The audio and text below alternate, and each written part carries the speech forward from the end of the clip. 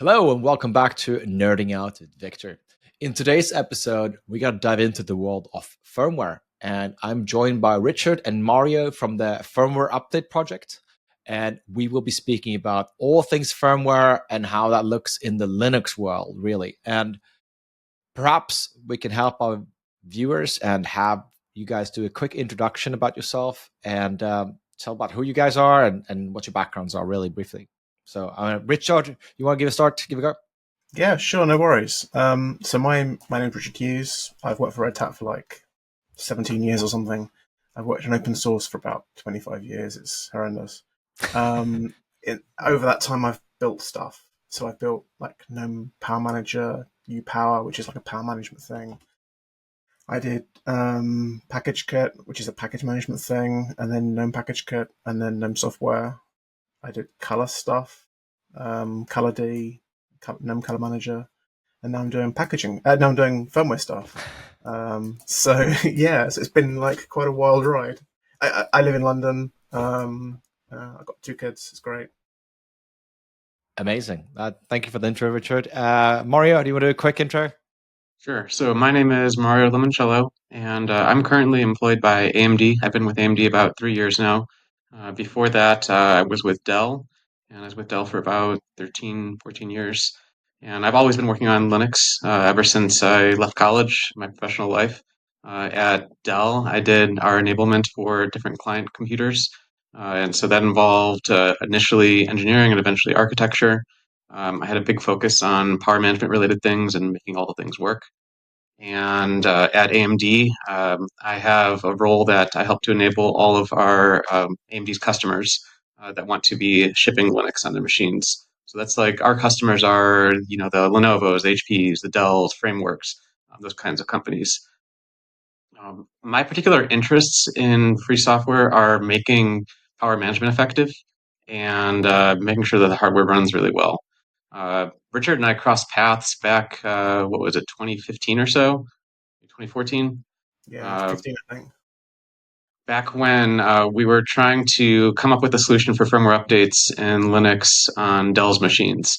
And there happened to be a good intercept at that time that we were starting to do capsule updates in Windows with Windows Update. And there was a lot of interest like, hey, why don't we come up with a story for Linux for this? And we crossed paths and have been interacting ever since. Very Random cool. story. Do you Yeah, know go where ahead, Richard. fwupd came from? No idea. So before I worked in open source stuff, I used to work for a defense company building stuff for military flight computers. And I really enjoy making end of the day, you'd have a tangible thing. And then when I went to software, at the end of the day, you've basically changed zeros to ones and ones to zeros. You haven't actually built anything, and I missed that. So it was when I started doing the color management thing, I needed a test device that I could use for just measuring spot colors on the screen. There was nothing that was free software that kind of worked. And so I built this thing called ColorHug. And ColorHug is like a little tiny free software, free hardware product that you stick on the screen. It tells you the color. And as part of that, you don't make one. When you make a PCB, it's not like now where you can just make one, but you used to make 50 minimum order quantity. So I Wow. made like 50, put it on my blog and said, hey, am I interested? And I think we sold 2,600 over a couple of years or something. These little tiny color sensors on them were firmware. And so I kept having to do firmware updates to fix bugs, add functionality, fix things with kernel changes and stuff. And so in doing that, I wrote a little program which updated the firmware. And I thought, this is shit, right? Everyone who writes, everyone who produces these devices have to do exactly the same thing. Write the front end, make it pretty, make the permissions, UDEV rules, policy kit, all that kind of stuff. Wouldn't it be kind of cool if we had this centralized thing that we could just plug in the protocol to? And rather than having like everyone reinvent the wheel all the time. And that's when I crossed paths with Peter Jones, who'd invented this libfwupd library, which allowed you to do the update capsule. And so the very first version of fwupd came out and it had a ColorHug plugin, and it had a update capsule plugin. And that's literally all it could do. Right. And super early, like Mario said, like Dell said, yeah, we want some of that. And then from then, it's just exploded. It's brilliant. It's super interesting. Like I must admit, I only crossed paths with the tool a few years ago, and it looks like it's gaining a lot of momentum. But I guess that leads to a really good segue to like the origin story you kind of mentioned, Richard, there. But like, what's like the vision in general more than for the project? Is it to support all sorts of things hardware? Is there any well, yeah, let's talk to me about the vision of like how you guys see this going forward.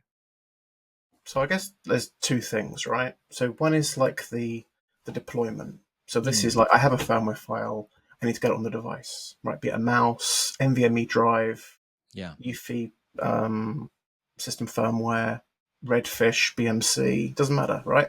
Actually deploying it is probably the easy bit. That's like you have some bytes, you do some transfers, you get some error codes or some success back, and the device is updated. The harder bit is where you get that file from. And that's kind of where the LVFS project came from, which is like getting the vendors to upload firmware in like a standardized way somewhere where we can extract the metadata, send it to users. The actual like deploying the firmware is the uninteresting bit. The interesting bit is telling 500,000 people you have a critical security vulnerability. Absolutely. And I got reignited by this project. I gave a talk at State of OpenCon a few weeks ago in London, and I kind of talked about my backstory of like why I started to get excited about open source biases. For instance, so Coreboot is a project that I had the guys for Coreboot on the show a few weeks ago, and what I realized is exactly what you were saying, Richard. It's like, okay, you have these fleet of devices out in the wild, and you have a LogoFail or PixieFail, all these things happen. And it's like, great. For Screenly, for us, for instance, like we can't go run with USB stick and update the BIOS, right? It doesn't work like that. You have to do it at scale, and that's kind of why I got really excited about the combination of Coreboot and firmware update. Or actually, let me ask a question: what is the correct pronunciation of firmware update or FW update? Because I have heard a lot of people say different ways. That's a very good question, and the answer is I really don't care. Like, so I personally call it fwupd, Yeah, but I also called it fwupd. If I I'm call it really fwupd. what fwupd is another one. If I'm really trolling a vendor, like I've had one vendor that's really pissed me off, and I went through the entire 1 hour meeting calling it fwup, which I described afterwards as the sound a jelly makes when you tip it off a plate. All right, yeah, that's fair enough. Yeah, that's fair enough. So I mean, it solved for a real problem, in particular for biases, where I really started to get excited about this project because when things like this happen, the LogoFail, the PixieFail, we've seen more and more of these in recent years, right? Because at least to me, before we started doing hardware, I must admit the last time I thought about firmware was a very long time ago when I built PCs in my teenage years. Like that was the last time I actively dealt with these things. But when you do it at the scale now, you realize that from a security perspective, the bias is just a blob that you basically just trust without knowing what it is. It's worse than that. It's totally worse than that. So, like, below the BIOS, you have this thing called CSME, which is like Intel ME, and that has full control of your PC. Even when it's turned off, you can do stuff. Plug it into the Ethernet jack, and you can, like, so one of the checks we do in FWD is a set of checks called HSI, and one of the checks is your CSME critically vulnerable? I.e., could I remotely turn on your computer, flash a firmware, turn it back off again without you knowing? Right. That is pretty terrifying. So Yeah. for me, it was always the root of like the worst possible compromise for device has always been the BIOS, because if you can tamper with like the TPM or the RNG or whatever, like it's really game over. You can't really do anything in user space that recovers that. But you say there's even worse, which is even more terrifying. So I think something that we've done with fwupd is that we actually go and introspect any of the security stuff you can get from AMD's PSP or Intel CSME to say that the hardware is attesting that these security features have been enabled. And if those aren't enabled, then you can tell the end user, this isn't enabled. You need to go to your manufacturer, get this fixed, or you have a big risk here from this. The Yeah. reason I'm smirking is like there's a major vendor, which I don't know, it's MSI, and they shipped most of their notebooks in what's called manufacturing mode, which basically is how they come off the production line, and it means that anyone can do anything to anything, which is horrendous. And so, with the idea of HSI was if we can do a scan at startup and say, if the vendor can screw something up, can we detect whether they've screwed it up or not? So is secure boot turned on? Is the platform in manufacturing mode? Is the TPM, if you replay the TPM events, does it actually give you the final hash? Anything they can screw up, we check. Interesting.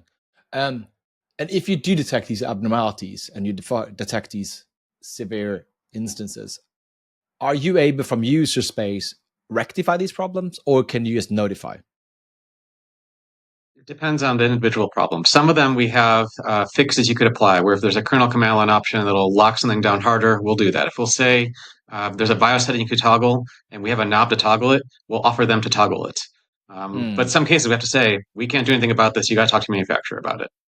Yeah, like, or you wouldn't want to turn on secure boot, for instance, because that would break the system, right? If you don't have space level for the booting. So yeah, I guess we have security checks that we put in place before we do any sort of setting that, hey, is this going to cause a breakage? Right. Make sure that you actually have shim there. Make sure you have a signed bootloader that you can actually turn it on.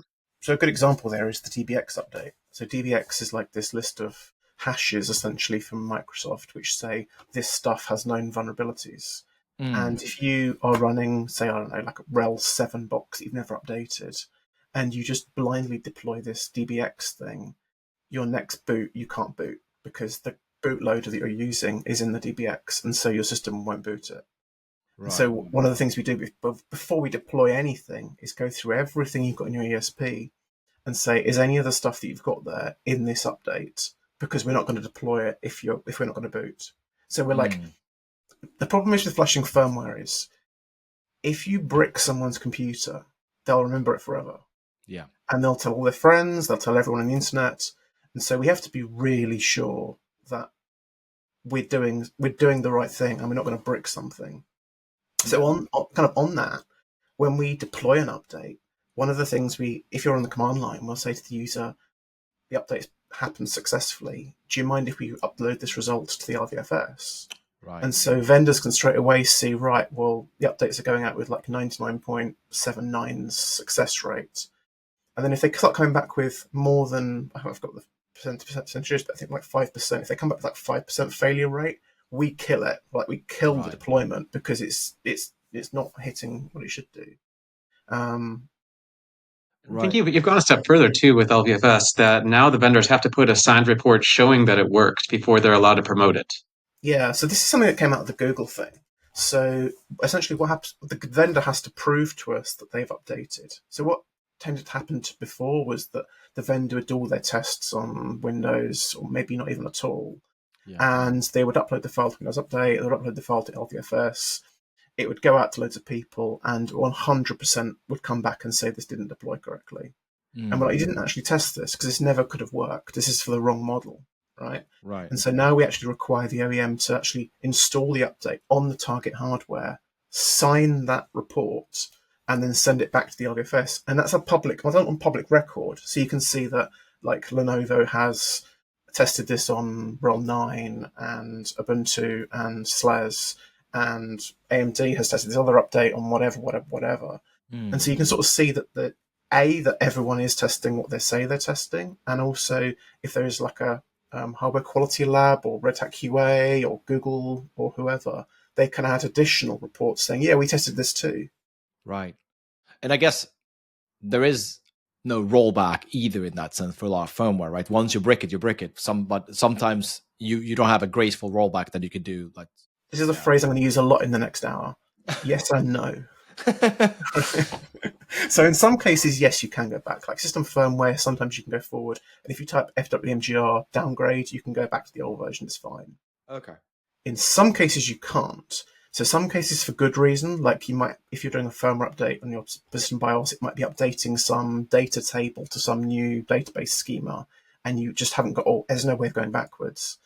And there's more of a bullshit kind of reason where, like for like CSME, where there'll be like I don't really call it like a token which can only go up, and which means you can't downgrade, which makes it very difficult to test this stuff. Right, of course. Yeah. Okay, so there've been a lot of references to LVFS the Linux Vendor Firmware Service already. I was going to dive into this, but let's, I guess, start unpacking that. What is LVFS, and what's the objective of it, and how does it work?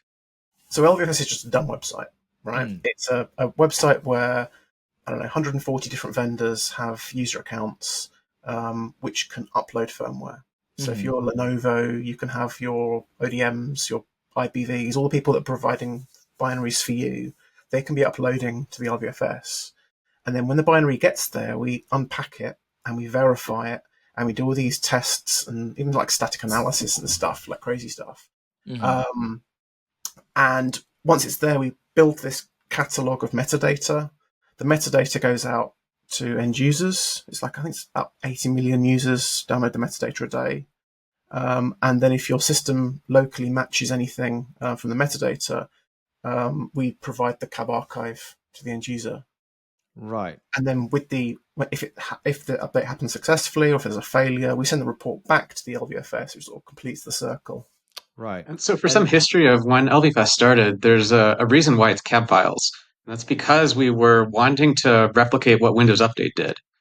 Because we were focusing originally on capsules. And so that was the format that you would put up into Windows Update. We wanted to make it really low barrier to entry for OEMs to put up the files. So when Dell was doing the very first files, those were capsules that were put into cabs just because of that. And it's evolved from there. Right. Okay. And is this is a Linux Foundation project, or is it independent, or who actually owns and controls this project? Yes and no. So when it first started, it was, this is not even a joke, it was literally a server underneath my stairs. Oh, wow. Which was sending out metadata around the world over a CDN. And lots of people started using it. Like lots of 3-digit US agencies and lots of big customers and banks and stuff. And lots of people started freaking out that there was one random guy in London with this server under his stairs, and they're building all this like infrastructure. Talk about attack vector, huh? Yeah, exactly. So we went to the Linux Foundation and said, look, can you help us? And they're like, yeah, this is critically important for Linux as an ecosystem, because we want hardware vendors to provide firmware updates for Linux users, but to their first-class citizens. And like, the long and the short of it is, I make a pretty shit sysadmin. I'm a pretty good C coder. But I'm a really, because the Linux Foundation team basically microserviced it, and it's now like deploying to ECS, and it has all monitoring, and people get paid when it goes down and stuff. Right. And they were saying, well, how do you deploy it in your server right now? And I'm like, well, I SSH into the server, type sudo git pull. And they were just like, oh my God. Yeah, that would not make for a good sysadmin now. I give them that. Oh, absolutely. This is terrible. But it was all like the LVFS itself is just good enough. Right. So you could say there's lots of other ways to do it, but there are other good legal reasons. Like, because a lot of this firmware does contain strong crypto, we have to be very careful about, for instance, we can't just mirror it anywhere. Right. Because of things like ITAR and EAR and all the, like, you can't send stuff to South Sudan, Iraq, Iran, etc. And so we have to do GeoIP lookups, that kind of thing.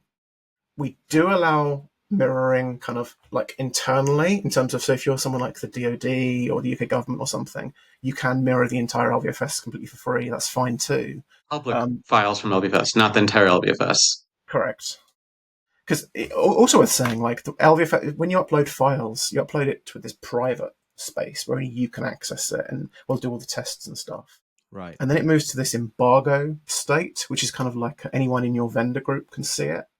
And then it moves to a testing state, which means that anyone publicly can see it, but only people that opt into the testing repository. And then once it's gone through testing, it'll then be probably by a QA user, be moved from testing to stable, where it's available to hundreds of millions of people.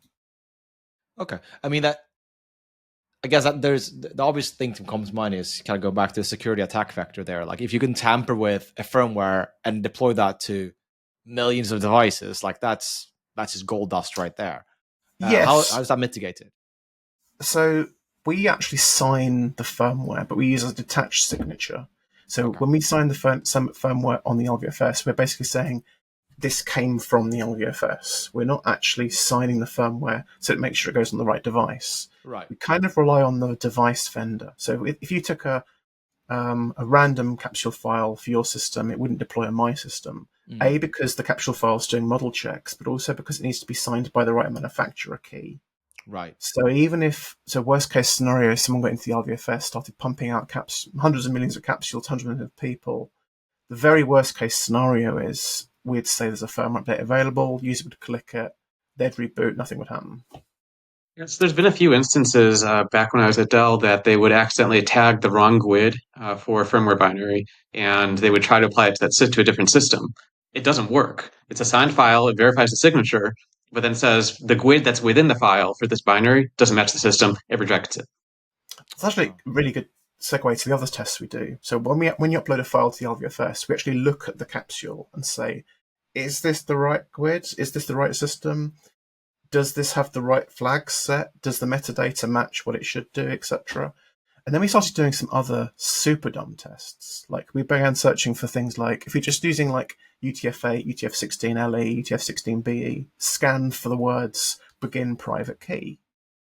And that found a industry-wide CVE where Intel was shipping some reference keys, which then got copied into almost every OEM's firmware image. Wow. And it was an 18-month disclosure period for finding the words begin private key. Wow.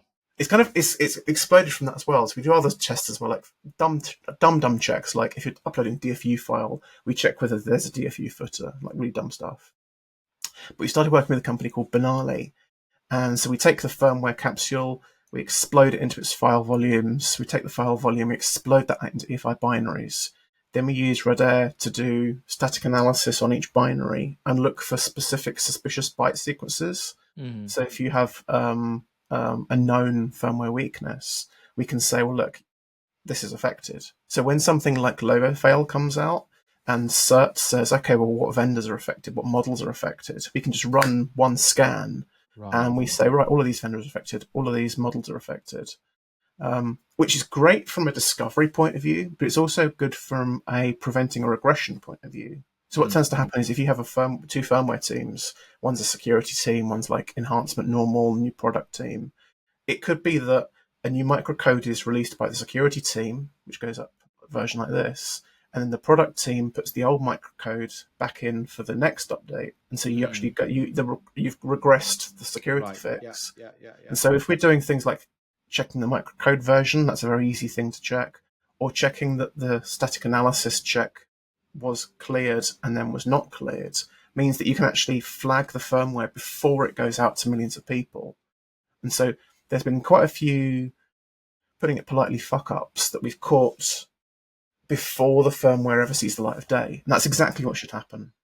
Yeah, I mean, what's really cool is that because there's this embargo channel that all the OEMs have access to, they can do all this during their development. And if it's going to be a pre-production product, they can use LVFS, they can use fwupd, they can make sure that as they're doing their weekly, monthly, whatever cadence BIOS is, that everything keeps working and they don't have those kinds of fuck-ups before they launch their products even.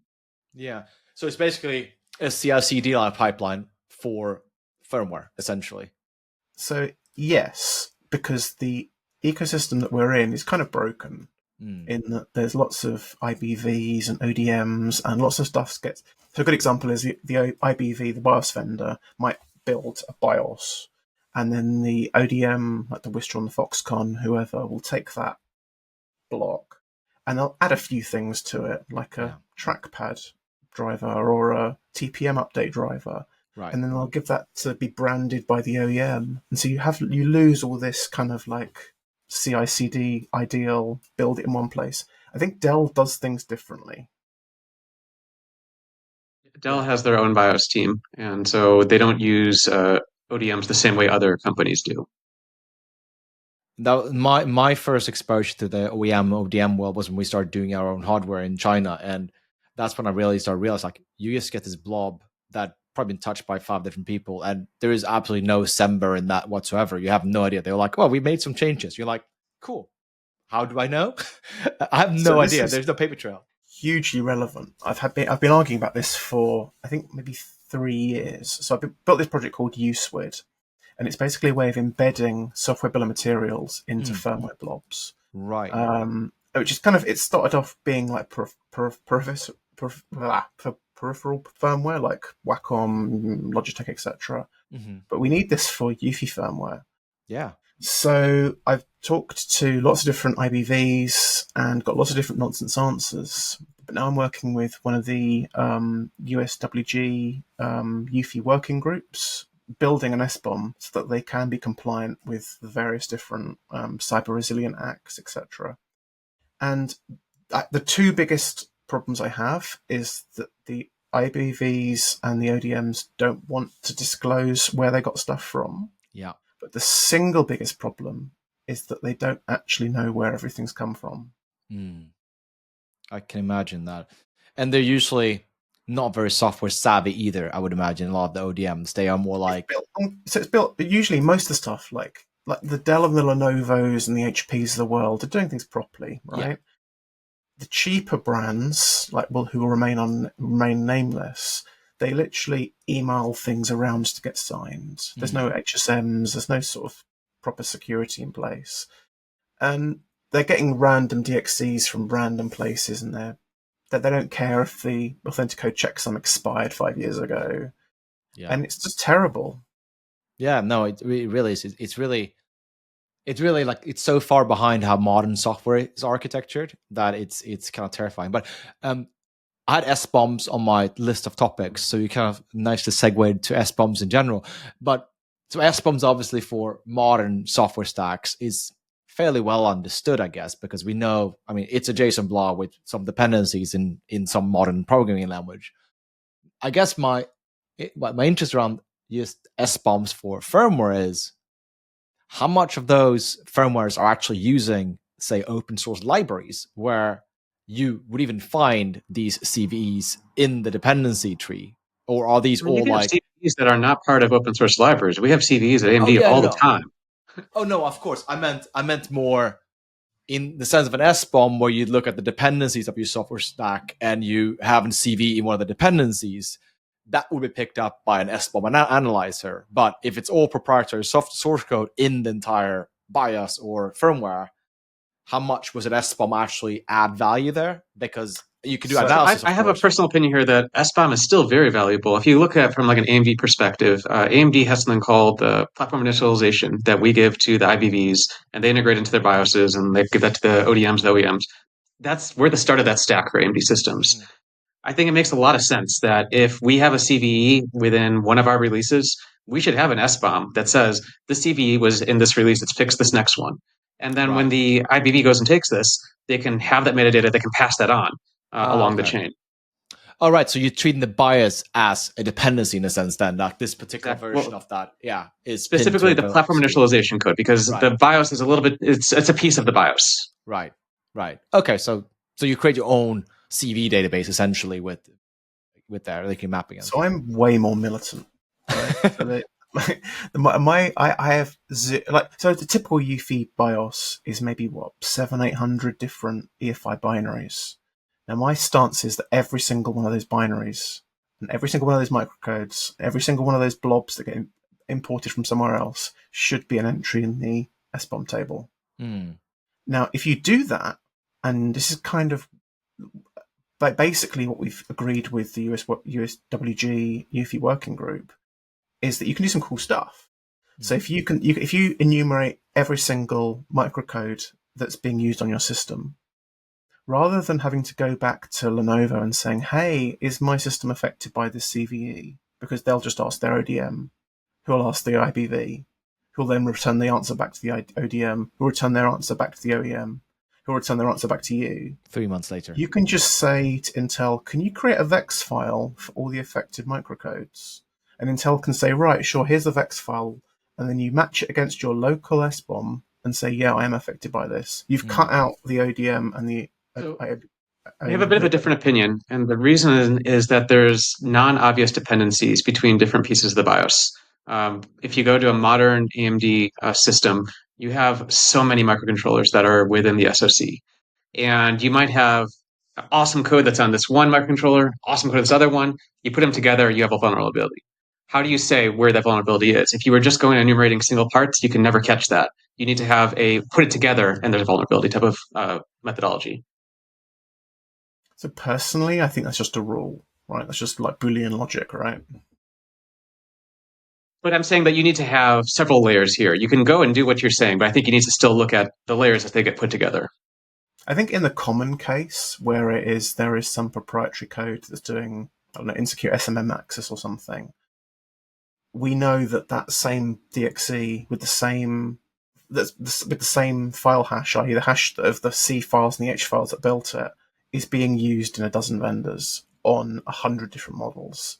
So if you're a security researcher, you can be like, okay, well, what systems are affected by this SMM escape? And you can run that file against your local SBOM, and you know straight away yes or no. But you can only do that if you list every single DXE or PIM that is included in the system firmware. Now, and I think this also comes down to the lens of where you're executing the code, because you're talking about Dixie code that's running on x86 cores.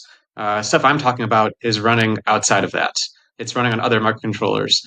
And so the attack vector is very different. The type of escapes you have there are very different.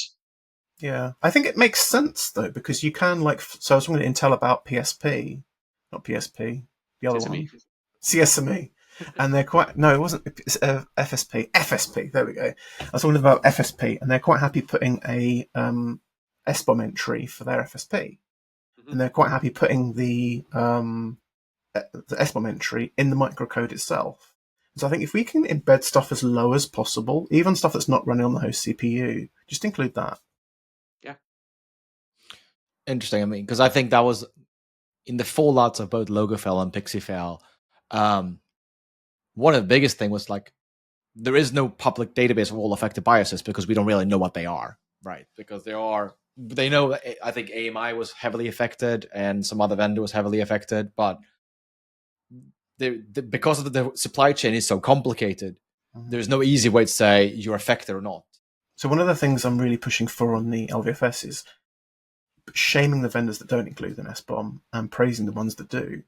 So literally for every single product page on the LVFS, when the vendor uploads a firmware, we look for the SBOM, we validate it, and it gets a green tick or a red cross. Now, most of the firmwares right now have a red cross. It's either not provided or it's a token gesture. There is one thing in it, which is not true, right? It's microcodes, there's FSPs, there's all sorts. And so if there's anything that a marketing team doesn't like more, it's a red cross next to their product. You're right about that. Okay, let's go back to like the fundamentals. If I am a new vendor and I want to get my firmwares into the database, what is the procedure for doing so? So LVFS website itself is hosted in GitLab, and so go to fwupd.org, read the details about how to apply for an account. The accounts are completely free. We usually ask for quite a bit of details, like what's your PCert team, can we use your logo? Legal agreement to sign and stuff like that. There's like a legal agreement that we are legally allowed to not only provide your firmware for download, but the people we provide it to are then allowed to redistribute it themselves as well, which sort of solves the mirror thing. So there's various sort of agreements that need to be done, but it's pretty easy. We have to do some due diligence as well, basically checking that company is legit, that it's not sort of a big giant trick to try and get an account and then do exploits from the inside or something. Right. So it might involve literally ringing someone up or talking to someone's boss or whatever. And then once the user account is created, the legal stuff can be done kind of asynchronously after that. When the legal stuff's cleared, the user is allowed to push stuff to testing and stable. Before that, they're restricted to private embargo. Once there is a vendor account, the vendor manager can then create as many users as he needs or she needs. So there can be different account levels. There can be like a basic uploader, which is just able to upload firmware, nothing else. There could be a QA user that can move stuff from embargo to testing. There can be other vendor managers that can add users or take away privileges, etc. So it's quite a useful, easy thing for vendors to do. What blows at least for vendors that have plugins already supported by fwupd. Like if there's a new UEFI capsule they want to put out, then they can go follow this path really easily. If they have a new kind of device that they want to support, it's a little bit different because you have to have a plugin written, and you either have to write that yourself, get a consulting company to help, get one of us to help, have some specs out there. There's more steps to make all that happen. But I mean, we're very forthcoming about trying to help as many vendors as possible. I mean, if you look at how many types of devices are supported now, it's astronomical. But what is amazing, like this is the thing that like I keep getting asked as well by vendors. They say, well, look, we want to get our dock on the LVFS, and it's got a Synaptics MST chip in it, and it's a Thunderbolt Goshen Ridge, and it's got a VIA USB. What code do we need to write? I'm like, no, we've written all that code. You need to add 6 lines to this file with your vendor ID, product IDs. It'll magically just work. And they just sort of look at you blankly as if to say, I don't understand. Like, we expected like engineers and code and like NDAs and stuff. And you're like, no, it just works. And it head just explodes. And like, okay, well, the client side works. We've tested it. How much does it cost to be on the LVFS and distribute, say, 1 million firmware updates? Well, it's free. It's literally free. And again, they're just like, I don't get it. Right? So they're like, how does this work? And I was like, well, the CDN provides like 100 million downloads and it costs like $60 a month or something. Right. And like, it's like, I think But they're heavily cacheable assets because they're usually small blobs, right? correct. The metadata is hugely cacheable. Yeah. And it's geo-replicated and it's fine. And the firmware isn't that big. Yeah. And like, even with like 100 million downloads of the firmware is not hugely expensive. Yeah. My time is paid for by Red Hat. Red Hat obviously owns me and kind of like what I do. And the Linux Foundation provide all the sysadmin stuff. And so there's not really any fee required or necessary. Right. So I want to bring back to something you mentioned earlier, Richard, about, you said the flashing part is the easy part, right? The part between flashing and downloading is identifying what you're actually trying to upgrade. You kind of alluded to the IDs and the various things. Can we speak a bit more about like how that mapping happens and for various types of firmware? Yeah, Mario, do you want to do this or shall I? So at least for UEFI firmware, the way that we do it is that there's something called the EFI System Resource Table, ESRT, and the vendor will create a unique GUID for that system. And that means that if Dell has a 14-inch and a 16-inch of the same family, they might have the same GUID because it's the same binary. But if they have a 14-inch of 1 year and then a 14-inch the next year, they'll probably change it because it's a different binary. And so we'll go and match that in the client or in the daemon to see whether or not that's going to be the right system to apply the firmware to.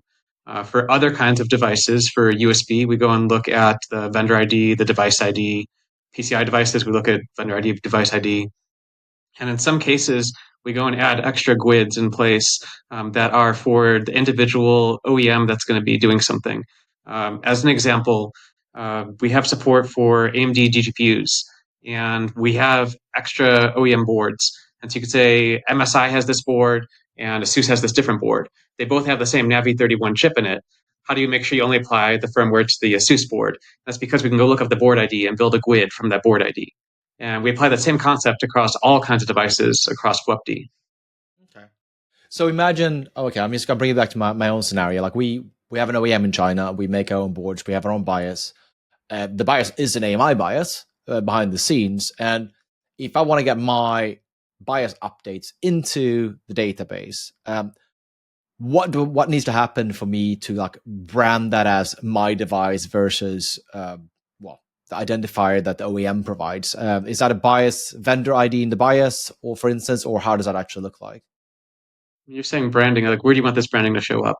Oh no, I'm just saying like if we wanted to do bias updates, for instance, on our devices, and we have the firmware, we have the blobs, but we want to map it so we can use fwupd for bringing those bias firmwares down to the devices. How does that mapping? What needs to happen for the mapping? So do you have to have like our own company firmware update in there, or if I'm making my own hardware, I need to have that firmware update mapped to that, so I can have my own entry, or how does that? If you for like a smaller, you would basically be making XML metadata that matches the ESRT entry that's on your system. And when you go and upload this to LVFS, it would go and show up as an entry over there. And you can put whatever string you want to title it there. And so when somebody sees an update available, they'll see Acme device right there if you call it Acme device. The user doesn't really ever see the ES or T. That's just how we internally map it. Okay. Okay. There's also another thing, maybe you're alluding to as well, is it could be that there's two systems, both with the same ESRT GUID, or both the same vid and PID or whatever. And for something like like a touchpad, right? A touchpad on a laptop, it could be exactly the same I2C address on Dell and on Lenovo, but they have different firmware. And so for an embedded device like that, what we can say is we can say match that I2C address, vid, PID, etc.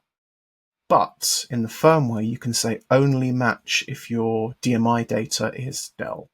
Right. Or only match if your DMI data is Lenovo. Not in the firmware, in the metadata, we say that. In the metadata, sorry, yeah. Yeah. And so on the LVFS, you can add that directly and just edit the firmware on the LVFS, or you can do that as part of the pre-upload. Yeah. And this is something else that exists in Windows today as well. This is how Windows does Windows Update, to make sure that in case this ever happened, that you had two things with the same identifier, that you can only apply it to certain models. And we use the exact same concept, and we generate the strings the exact same way that Windows does. So there's the opportunity that if these companies are putting out UEFI updates for Windows, they'll say this is they call it a CHID. This is the CHID we use on Windows. We use the exact same CHID on Linux when we do LVFS. Yeah, which was hilarious. Like, there's a whole blog post on how I reverse engineered how Windows generates those CHIDs.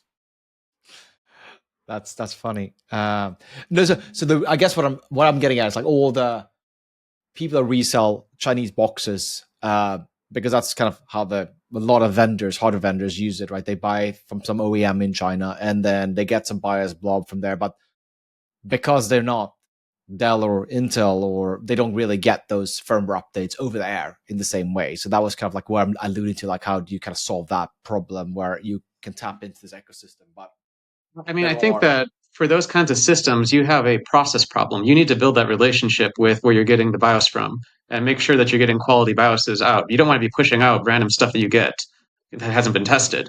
So you build that relationship, you make sure you have QA to go with it before you start doing this. Oh, no, that's not what I meant. I meant more, there will probably be 20 different products with the same hardware used for different configurations. So that's kind of like, so when you map on the vendor ID, for instance, it might be the same across 20 different use case for this particular board. It's tricky.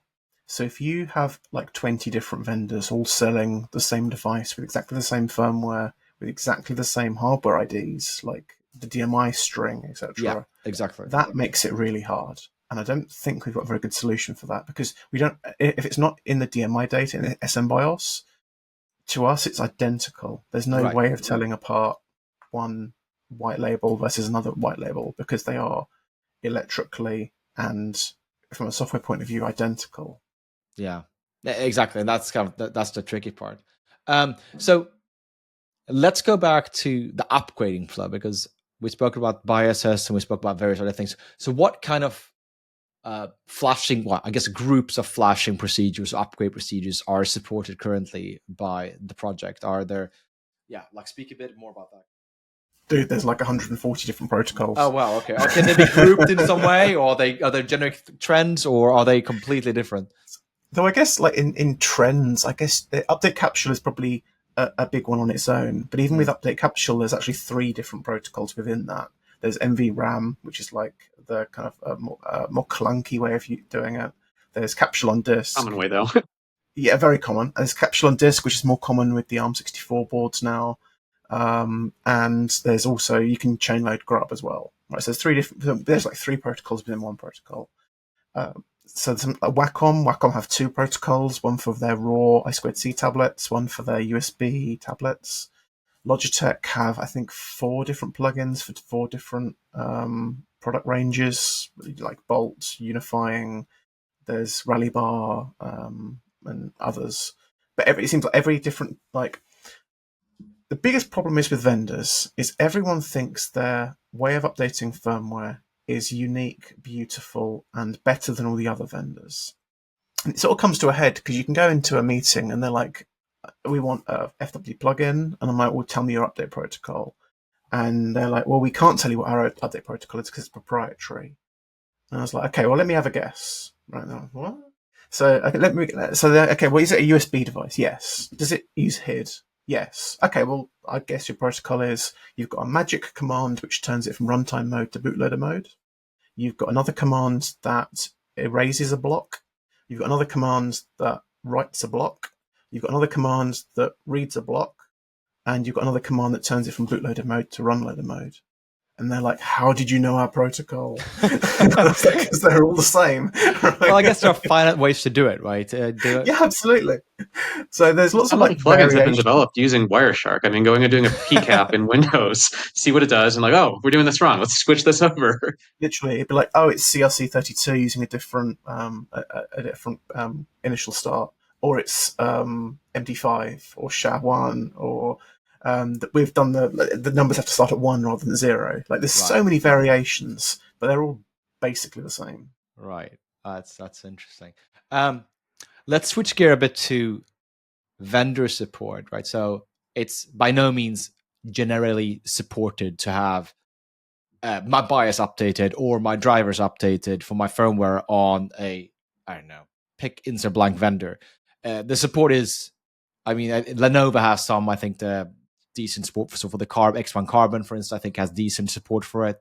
But speak to me about my like how the adoption looks like there. What's the current support is? Name and shame. Some vendors are doing good, and some are doing well. So I guess like it kind of comes down to when they joined. So like Logitech joined fairly soon, and they had quite a few devices supported, including the unifying the little receivers as well, which there was a big vulnerability for. Dell joined very early, Lenovo, then HP. What's really driving it now is works with Chromebook. So Google had this problem where on a ChromeOS device, a good chunk of their MMC root file system was firmware updaters. Because every, I don't know, Western Digital would say, here's an NVMe updating program. It's only 50 megabytes in size, and it updates all Western Digital NVMe drives. And then you'd have, okay, well, Samsung would have the same thing, 50 megabyte. And then Wacom would say, here's our 50 megabyte, everything's statically linked blob. And it was ridiculous, both from an auditing the code point of view, from maintaining the code point of view, from just a disk storage point. And so when we said, oh yeah, we have an NVMe plugin, it's 25 kilobytes in size, and it updates all NVMe drives, it's just like, it blew them away. So I think it was last year, maybe the year before, they added fwupd and LVFS support as part of Works with Chromebook. Oh, wow. Which means that all of the vendors that were supplying stuff for Chrome OS were basically like, oh wow, we have to do this now. And because the code and the LVFS and everything is shared, we get this for free, right? So this is why Red Hat's obviously interested in me working on this, because if a vendor's providing the firmware update for something on Chrome OS, we get it for Pharrell and Fedora, and everyone else gets it on Ubuntu and Debian, etc. Yeah. So it's a really nice little tie-in. What else did I say? So something else that's kind of interesting with Google is that they didn't start using fwupd inside ChromeOS until Dell did the WD-19 docks. Those were the docks that shipped with the Latitude Chromebooks that were done a number of years back. And we did all the development for the Dell dock plugin while those docs were under development. And we notified Google about it at that time. And that was their bring up to fwupd inside Chrome OS.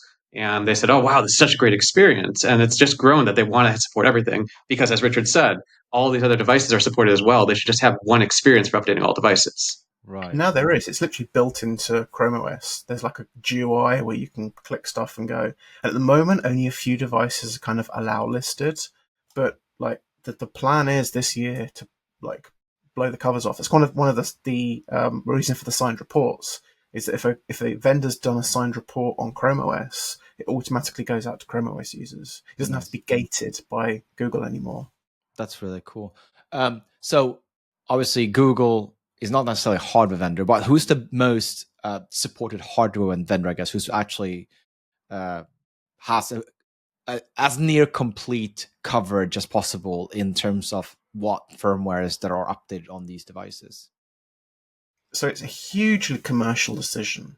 So Lenovo support Linux, inverted commas, on specific laptops. Yeah. Like most of their ThinkPad range, ThinkCenter. The plan is ThinkSystem as well. Dell support it on some of the Latitude, Inspiron, but not everything. Yes. So it's a commercial decision because you have to have QA people testing stuff, and there has to be like commercial need for it. Mm-hmm. So some of the smaller vendors, it's hard to, when they're like, okay, well, although it's a free service, we still need to test stuff, Yeah. and there's no Windows up. So most of the vendors don't even use Windows Update because it's firmware not important, right? Right. And So if you I'm look kind at of the view from like a hardware vendor perspective, you're selling a $500 laptop. Are you going to go and spend extra money on a QA resource to test this with Linux when that's probably going to be sold at Best Buy for $500 and people are buying that just for their kids to use? Yeah. Yeah. Absolutely. And that brings me to another thing, which is we talked about desktops and laptops, but there's obviously a whole range of server in the server world as well. How does that landscape look like? Is the adoption bigger there, smaller there, or how does that actually look like? So I'm smirking because there's so much politics there, right? It's like this is the sort of thing I could tell you in a bar, but I couldn't tell you here. So it's so Well, I'll catch you at the next conference. yeah. So like the short answer to the story is there's not much server stuff, but one of the major OEMs spent a lot of time and money making the Redfish plugin work, which is a way of like basically doing like it's like the successor to IPMI. Mm-hmm. And now there's 3 tier 1 OEMs that have been testing this stuff, but they haven't actually committed to making it. It's so frustrating because there's so much stuff that's there, but it's not public yet. Right. And so this year, maybe. Last year, no way. This year, maybe. Next year, certainly. And I'm kind of waiting for the first vendor to sort of like say, yeah, we're doing this, which then elevates them from a purchasing point of view. And then for the other vendors to be forced to do it as well. I mean, it's kind of what happened with the UEFI capsules because Dell was doing it on so many, it got picked up by all the other big OEMs as well. It is a kind of chicken and egg chain reaction as well. So you need one vendor to do it first. And we're tantalizingly close to having the vendor. Because I think what will happen is realistically, it'll get put in some purchasing requirement somewhere, and one vendor will do it, and they'll win the contract, and the other vendor will just copy. You mentioned something interesting, which is where you said Redfin, which is you said it's replacing Redfish. IPMI. Redfish, yeah, and you said I've never heard of that actually before. So it's an IPMI replacement. You said, but that's actually something very interesting because IPMI on a traditional server lives in the firmware space, not in the software space usually, which makes it very well. I guess it's an in between land, but makes it very interesting use case for updates for the firmware as well, which I guess never really or rarely really happens, right? It gets more mad than that on 2 different levels. So to actually talk via Redfish is you usually talk to Redfish either through like an external network connection to the server with literally a separate RJ45 jack. But most people just use the internal network card. So the host OS can talk to the BMC, which is running the host OS, through this internal network card. And then you have to use a username and password, hopefully ephemeral, but not really.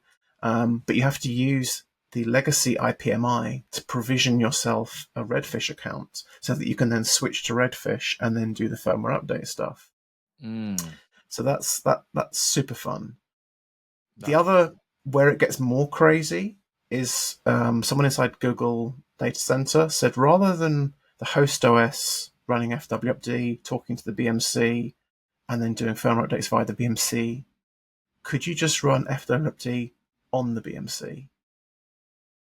All right? Which I don't know if that's genius or insane, but we did it. All right. So I built OpenBMC and included. There's a few little fixes we needed for fwupd to just build and run, and it runs like it actually runs as part of OpenBMC now, just as the Yocto thing.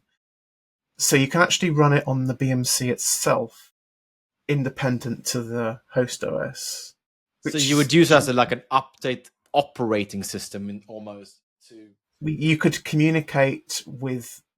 Yeah, I'm not sure. Like, it basically means that all the flashing tools that we've built for the host OS, things like NVMe and things that might be accessible to the BMC, can be updated from the BMC rather than from the host OS. It all depends on who owns the resource. I'd really be interested to see what they really flash there, though, because like if you think about NVMe, we rely on kernel ioctals, and those are Yeah. in-band ioctals. If you're trying to do NVMe through the BMC, it should be a very different flow. Yeah, so the use case that was presented to me was MTD, when you were literally using Exact same e- part. e- you're updating the system firmware over MTD from the BMC, but you're using all the same MTD stuff that you normally use on the host OS, but on the BMC. Hmm. So it's bizarre. I'm not sure if it's like, I don't know if anyone's actually done anything with it, but when we break it, people notice. And we tried to run CI configurations for all these weird things that exist because we don't look at these all the time, but we want to make sure that we do our best to not break them. Yeah. So a good example is Windows. Someone said, "Look, can you build fwupd on Windows?" I'm like, "Probably." And so we added it as a CI target. So now you can just install like the fwupd-setup.exe, and you get command line only, but you get a command line thing that can run some of the protocols, like not NVMe because it uses ioctals and stuff, but DFU, all the vendor USB All the USB protocols. stuff. Yeah, all the stuff that's like the vendor specific stuff. So that's kind of useful. And then someone else said, "Look, could it run on macOS?" So we added the missing bits to make it work on macOS, and it now works on macOS too. So it's part of the brew system as well. Nice. That's really cool. So the last thing I kind of want to chat about is what's the most memorable or craziest use case so far in the whole project? What either like insane reverse engineering required or just a bizarre use case for like some really bizarre hardware? One pretty weird one was a smart mirror. There's a company that makes a smart mirror, and they said we want firmware updates on our smart mirror. And I was like, okay, that's a pretty bizarre one. What else? There was an oil and gas company that wanted to update firmware with the nodes are buried like 60 feet underground, and they wanted to like make sure the AB booting worked. Mm. Like, okay. Other bizarre ones. Yeah. Interesting ones indeed. Guys, we are kind of on time here. So I don't want to take much more of your time, but this has been super interesting for me. And anything else you guys want to add to the show before we wrap up? Anything, call to action, people that you need help for, testing, anything you I want to wanted to shout say people? thank you to Mario, because Mario's been like co-maintaining right from the start. And I only recently added him as an official maintainer, but without Mario, I would have given this up years ago. So this Thank has you. been awesome.